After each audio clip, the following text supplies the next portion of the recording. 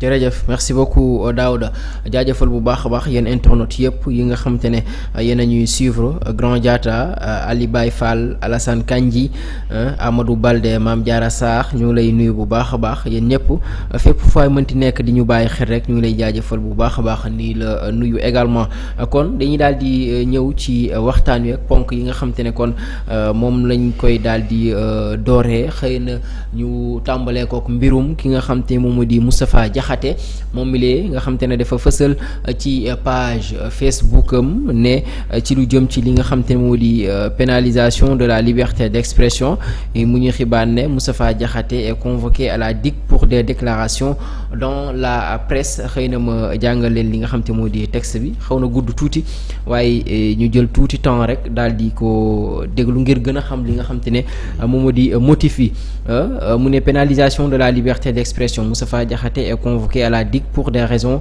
pour des déclarations dans la presse. Le texte que je propose aujourd'hui n'est guère différent de celui que j'avais publié il y a exactement 8 mois lors de ma convocation par la cybercriminalité. Le vendredi 6 juin 2025 à 10h37, un fonctionnaire de police m'a demandé au téléphone de me présenter à la DIC le même jour à 15h pour une affaire liée à mes déclarations dans la presse. J'ai à mon tour réclamé à l'agent de police les motifs et de la convocation écrite.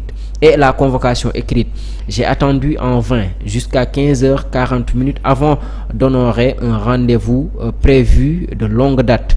C'est ce lundi 9 juin 2025 que le délégué de quartier m'a remis la convocation à 17h35 pour me présenter à la DIC le mardi 10 juin 2025 à 10h. Comme par le passé, en tant que citoyen respectueux des lois de la République, je serai à la DIC le jour et l'heure qu'elle a choisi pour me convoquer.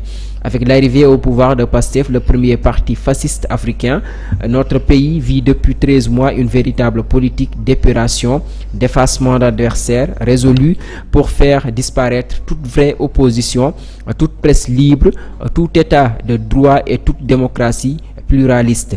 L'objectif de Sonko et son calâtre est simple: avoir le monopole de l'espace politique.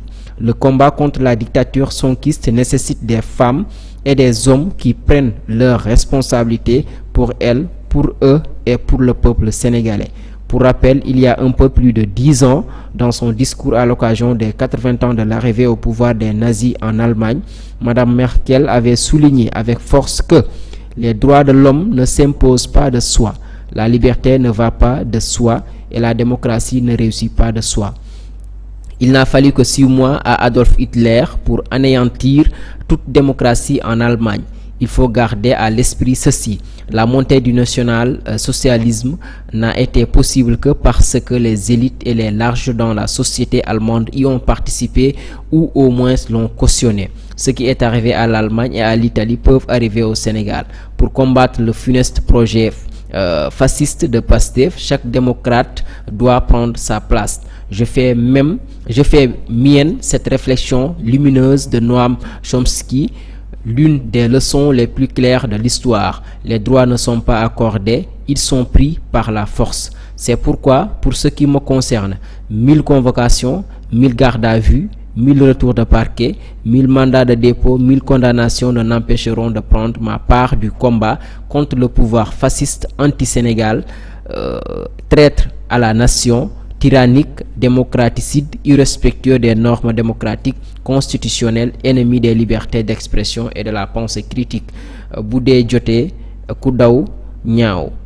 Vive la démocratie, Dieu bénisse le Sénégal. Moustapha Diakhaté le 9 juin 2025 kon lii mooy texte bi nga xam te ne moom Moustapha Diakhaté moom la daal di bind ci lu jëm ci li nga xam te ne moom moo di pour convocation boobu mu wax ne dañ ko daal di convoqué ni ki ëllëg ci talaata bi war a yemoo ak fukki fan ci weerum juin atum 2025 bi mu ne si ay déclaration yoo xam te ne moom la def ci presse bi moom moo tax ñu daal di ko wóolu foofee ca division des investigations criminelles wax na ci biir texte bi xëy na procédure bi ko agent bi wooweek ak rendez-vous bi nga xam te ne demoon na ko ak demande bi nga xam te ne demandé woon na ko ngir mu wax ko motifu convocation bi ak xëy na li nga xam te ne moo di convocation écrite bi waaye dafa xaar ba sonn gisu ko moo tax mu ne tey la mujjee jot li nga xam te moo di convocation boobu via son chef de quartier bi nga xam te ne moom moo foofu la dëkk ci zone boobule mu jàppee li ni mel xëy na criminalisation li nga xam te moo di liberté de la presse xëy na sa jàngat déglu nga texte bi nga xam te ne moom lire naa ko encore Moustapha Diakhaté devant la division des investigations criminelles gi ci ay kàddu yoo xam te moom la yëkkatiwaat. lii moo waral convocation. waaw loolu la wax de selon li mu bind. waaw selon li mu bind. ok là je suis d'accord. parce que une convocation vraiment c'est une convocation quand on te convoque. au niveau soit de la DIC wala gendarmerie wala fu mu mënti doon. d'habitude buñ lay servir convocation on te met uniquement pour une affaire vous concernant. alors léegi nag moom bu cité yi yëpp wax ko ne loolu moo indi motif bu convocation. bon man mënuma fiyewu ci li muy wax lu dul en tout cas xaar ba li tax ñu convoqué ko. xam naa daal y a une convocation lu ma mën a dégg daal que ne si cette convocation am na. c'est une convocation. convocation bi ñu ko convoqué bon wax na ko. papier convocation bi également mu ngi nii je signe Moustapha Diakhaté de Moran à la Sicap Foire reconnaît avoir reçu la convocation numéro tel pour me présenter le 6e mois 2025 à 10h à la division des investigations. c'est la décharge. c'est la décharge. convocation baa ngi nii voilà convocation baa ngi nii. convocation bi c'est la décharge. convocation baa ngi nii le commissaire chef de la DIC prie monsieur Moustapha Diakhaté exerçant la profession de agent de banquier demeurant à Liberté à Sicap Foire de se présenter à la DIC le 6e mois 2025 à 10h pour affaire le concernant. waaw loolu da laa xam man ci convocation. tout le reste yi mu wax nag bon ça n'engage que lui man loolu duma ci commentaire. li may commentaire daal mooy s'il a reçu une convocation ba décharge bi ñu balancer ñu ko. ça prouve que ne il a reçu une convocation. Je m'arrête là pour l'instant ba xool lan moo motiver convocation bi ba war ko am loolu mooy lu njëkk li. leneen di ci topp bon pour le cas de Moustapha Diakhaté vraiment man. dama décidé woon samay wax du ci bëri parce que mag. da ngay xam ni mag nga wala bokk nga xam lan nga. mag bu fekkee bëgguloo def sa bopp mag kooku sa affaire la mag daal bu xamee bu nekkee mag dafay considérer boppam comme mag. di def jëfinu mag di wax waxinu mag parce que loolu la ñuy soxla ci mag on a besoin ci mag koo xamante ni day servir d'exemple ndaw ji pour que moom ñu mën a jël ci moom conseil mais bu fekkee yow sa bopp da nga dem nekk mag ñu war la di la conseiller ba ay xale sax am ci droit di la def ay conseil di la jox ay conseil man xamatuma ci yow dara te loolu moo dal Moustapha Diakhaté dal nañu bëri lii nag bon vraiment ça prouve rek que ne ñun xamuñu woon ci yan anam lañ nekkoon xamuñu woon ci ay yan loxo lañ nekkoon. te pourtant tey bu ñu la waxee Moustapha Diakhaté fu mu jaar il a été député à l'Assemblée nationale. Et même président groupe parlementaire je crois. Effectivement kooku ñi nga doon diriger ñooñu lan lañu. ak fan lañu nekkoon ba war la jox yow nga nekk seen président groupe parlementaire. xam nga dafa am yenn postes yi les gens dañ koy minimiser mais vraiment. dafa laaj ñu revoiraat ko xool ko bu baax a baax à qui confier ce poste wala kan moo war a nekk député xam nga yàgg nañu wax fii kan moo war a nekk député ci jamono yi Macky Sall ngay gis façon député yoo xamante ni ñii di ñëw ak ay dàll di sànni ay dàll ñii di ñëw ak ay pistolet ay goon ak ñii di ñëw di wax naan dañ koy dogateeg bu ñëwee ñu fiirir ko yu kenn xamul c'est-à-dire genre xeetu député yooyu man defoon naa ni bon si jamonoy Macky Sall effectivement amoon na mais avec ce nouveau régime au moins ñi ngi góorgóorlu ba ñi ngi changer vraiment boo ko xoolee fële assemblée bi ñu ngi koy changer de par benn seeni intervention de par seeni discours ak yeneen kii nag en tant que ancien président groupe parlementaire di député nekkoon député à l'Assemblée nationale man dama xamul nan ci yan critères lañ basé woon ba war ko mën a def député ba war a mën a nekk sax président assemblée nationale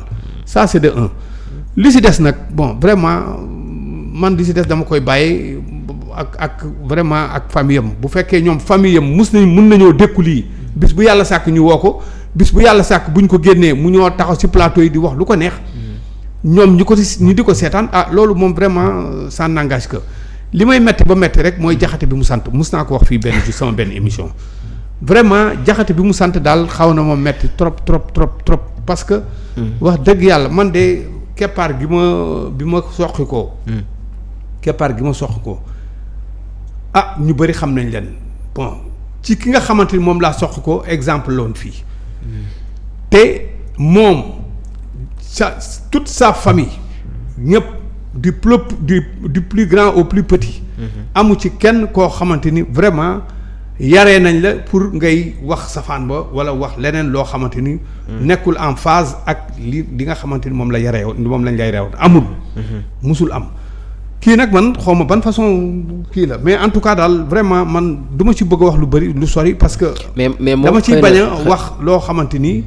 bon vraiment man waruma. comme l'a dit la fois passée journaliste bi Maïmouna Ndour Faye dégg naa ko. mu koy clash di wax naan dégg na lu muy wax ci moom. mais mag la ko xam naa ko depuis tel que yooyu. bon seen diggante la yéen mais d'autre façon. xanaa tey ngay soog a xam Moustapha Diakhaté tey ngay soog a reconnaître nga xam nga ko parce que lii ak lii doo ko tontu mais tolloon nañ jamono yoo xamante ni da ngeen ko doon sànni jox seen micro muy wax lu ko neex di wax lu ko neex. Moustapha Diakhaté wax na fi ba wax naan. ñi war a dee dañu war a dee ñi war a xawma lan dañ leen war a wax na ko fi. façon wax yoo xamante ni boo ko ku ko dégg dar sa gémmiñ loolu war ma ko donc de toute façon man en tout cas il n'a qu'à déférer à cette convocation. bu demee foofu ci kanamu enquêteurs yi li wërte wër ay moroomu doomam a koy enquêté. mais moom te ñooñu bu dara desul lu dul ñu sermoné ko ay moroomu doomam ñoo ko war a sermoné. te loolu nit ku nekk. mag mu nekk war naa mën a éviter loolu war naa mën a. bañ a gàcceel boppam ba waxtu boobu parce que nag bu ñu fàtte ne. ñii fi nekk comme ay enquêteurs ñii fi nekk di liggéey. que muy le président premier ministre ba ci wàcc ba ci suuf. ba ci ay dëkk ba ci ay gendarmerie xale yi fa nekk di liggéey ay xale yu ndaw lañ ñii ay moroomu doomam lañu. ñii ay jarbaatam lañu voire même ay sëtam. alors bu toogee ba ñooñu war ko mën a interpeller di koy. laaj ci yenn affaire di ko sermoné. vraiment man xamatuma Moustapha Diakhaté bi ban. mais moom xëy na côté bi nga xam te ne moom la ko analyser selon li mu bind ci texte bi dafa jàpp ne mbirum politicien la waaye également côté liberté d'expression bi mu jàpp ne dañ ko bëgg nasaxal xëy na selon gis-gisam moom. mais loolu la fi Major Kandji lu mu fi waxoon ci convocation bi lan la fi waxoon au départ lan la tegaloon askan bi naan acharnement la ak règlement de compte c'est ce qu'il disait acharnement règlement de compte. alors au fond bi ñu xoolee ce n'est non seulement acharnement règlement de compte ce qu'il dit ñi muy wax ne dañuy def acharnement ci kawam di def bëgg a def règlement de compte ne sont même pas au courant de sa convocation ils ne sont même pas au courant de transaction financière bi nga xam moom la amoon moom la seqoon ak ki nga xamante ni tey moom la joteel ci mbirum suuf yëguñu tiinuñu alors on te convoque pour ça au lieu de parler sur ça ngay wax leneen moom la fi waxoon kii aussi man li muy wax mënuma intéressé xam nga lu ma intéressé li am ba am mooy convoqué nañ ko officiellement te wax naa la dès le ci départ bi nee naa la en tout cas man lu ma xam ci convocation on te donne une convocation en te convoquant on te dit pour une affaire vous concernant arrivé là-bas bu boobaa dinañ la wax lan ak lan moo tax ñu convoqué la bu boobaa nga répondre mais toog di njëkkantu di wax ay lii moo tax ak yenn di kii kooku xale yu ndaw yi ngay bëlëf xale yu ndaw yi nga koy wax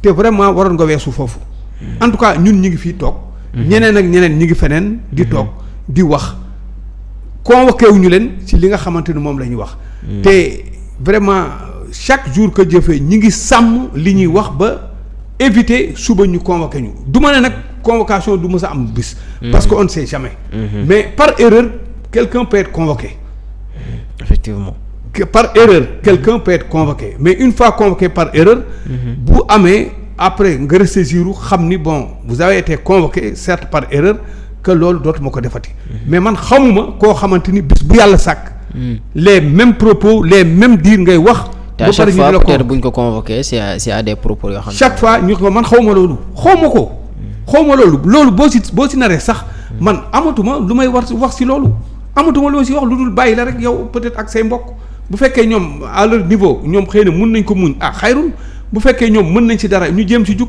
parce que nag am na yoo xamante ni man du ma fa mën a egg du ma fa mën a def te du ma taxaw fii di la wax quoi que ce soit di la tooñ. awma droit sax di wax si yow loo xamante ni suba safaan la. mais li am solo bu am solo mooy. de mes analyses. mun naa ne daal vraiment bu doon suma sago kii wax dëgg yàlla ñu seet ko ay mbokkam waxtaan ak moom. comme politique lay def. ay mbokkam waxtaan ak moom ci politique bi muy def. mu xool nu muy waxee xool ay comportement am xool doxilinam.